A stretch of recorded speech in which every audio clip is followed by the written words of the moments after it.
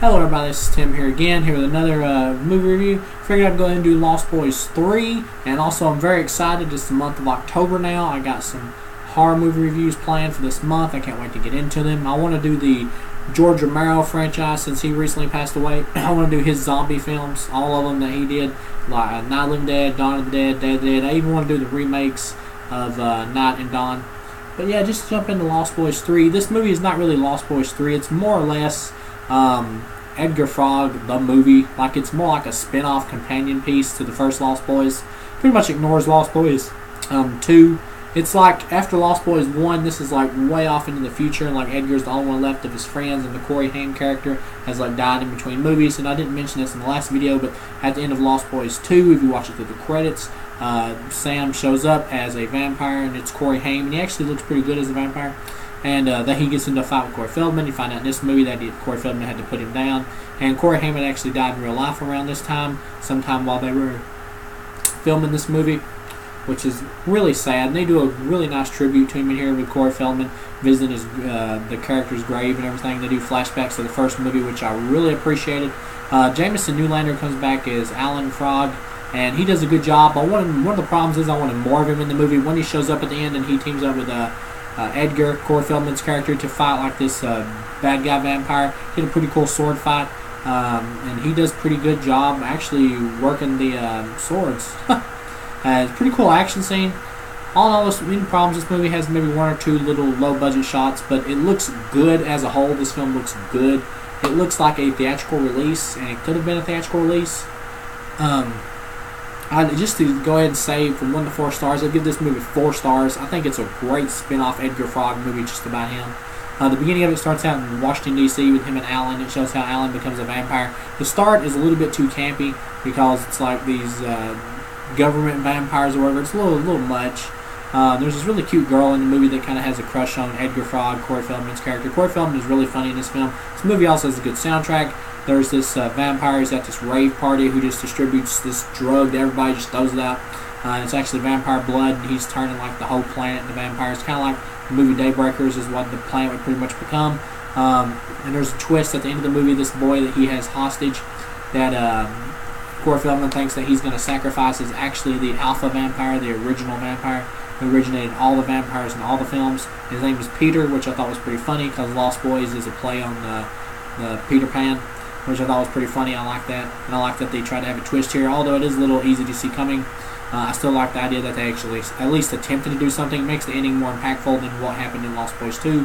The problem with Lost Boys 2 was that Lost Boys 2 wanted to be a sequel to Lost Boys 1, but by doing that, it's one of those sequels that thought it should repeat every single minuscule detail from the first film, to thinking that's what fans wanted, just the same shit over. Whereas this film knows it can't top Lost Boys 1, it knows it can't match it, so instead it just does its own thing, and it's an Edgar Frog movie. This is an Edgar Frog Lost Boys spin-off flick. This is what this is, him as the star.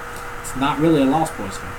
And for that, I had a great time with it. I thought this was a great B-movie, which is what an Edgar Frog starring film would be. I had a great time with it. I wish Corey Feldman would have got to kick a little bit more vampire ass. I liked that they brought back the holy water balloon squirt gun, or grenade launcher, or whatever, from the last movie. There's this parody of Twilight in here, which I thought was funny, with this Stephanie Meyer type wannabe character. And she's incredibly hot, got a body to kill for.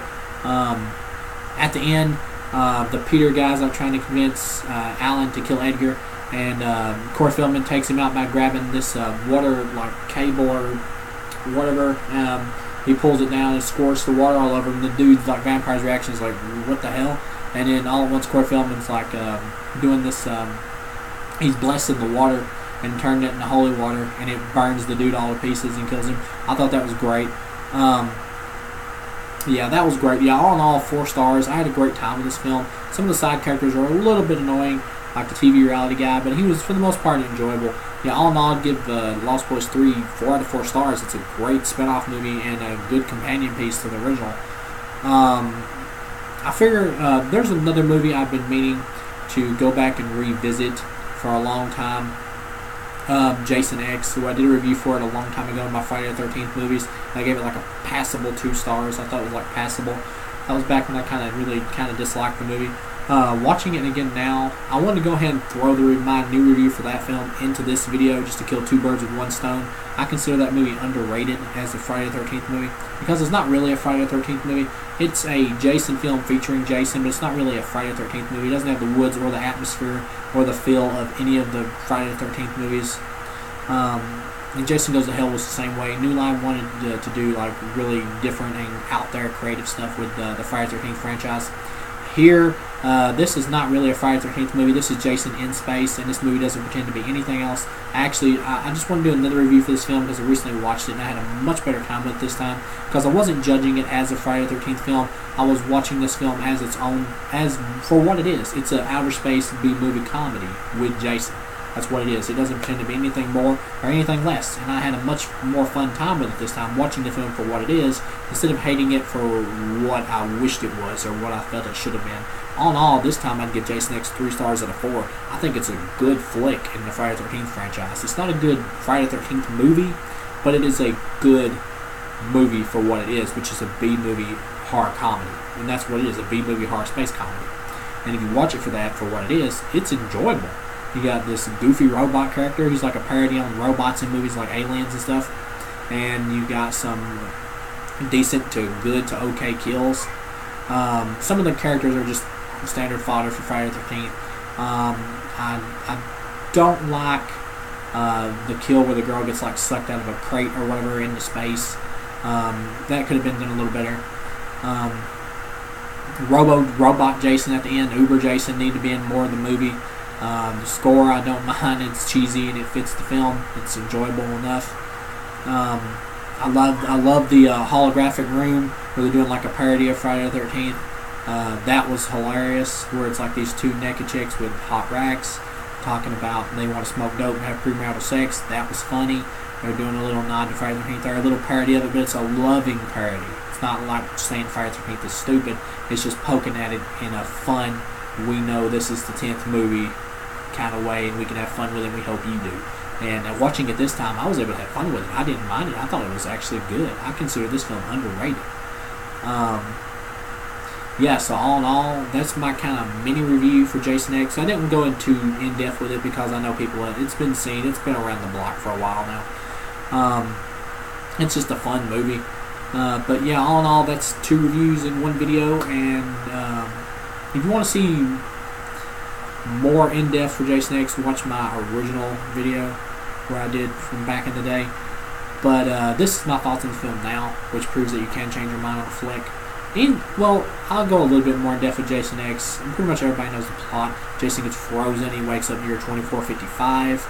The film's obviously not meant to be serious at all. You can't judge this film expecting a serious Friday the 13th movie. You're going to be disappointed. It doesn't even try to be a Friday the 13th movie. And that's going to be the make or the break it with some people. If you can't get past the fact it's not really a Friday the 13th movie, you will hate this film. But if you can see the film for what it is, which is a B-movie space horror comedy, I think you'll have fun with it. And there's this team of mercenaries in it on the spaceship, kind of like Aliens, and Jason like kills them all in like over-the-top ways, which was really funny. He like snaps one dude's neck, he throws another dude down on a screw. I didn't really like the hockey mask too much in Jason X, and I thought the look for Jason could have been a little better. But actually, in Uber Jason, I kind of like the look, but at the same time, he reminds me a little bit too much of Ward Zed from Power Rangers. Yeah, but other than that, I just had a fun time with the movie and the ridiculousness of it, watching it now. So yeah, that'd be 4 stars for Lost Boys 3, which is really the Edgar Frog movie, which kind of just makes like a companion piece on the shelf to the original, and 3 stars for the horror comedy space flick Jason X. So I will see you guys again with the George Romero reviews for October.